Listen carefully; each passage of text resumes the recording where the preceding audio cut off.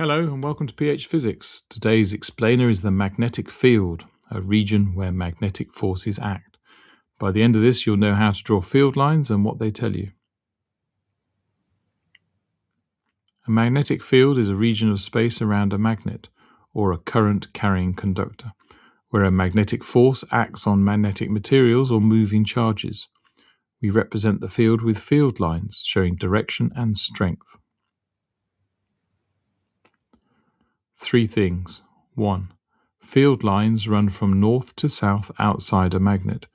2. Closer together means stronger field. 3. Field lines never cross. Common slip.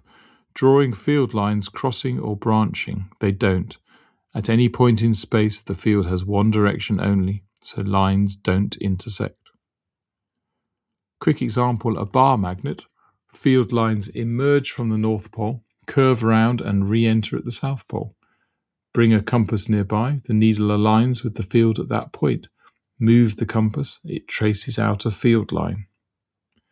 Right, if any of this is going to stick beyond this video, drop into phmaths.com. You'll find a free 4-week GCSE higher revision planner ready to download, plus the mastery workbooks. One for every higher topic, every answer fully worked, every common slip flagged.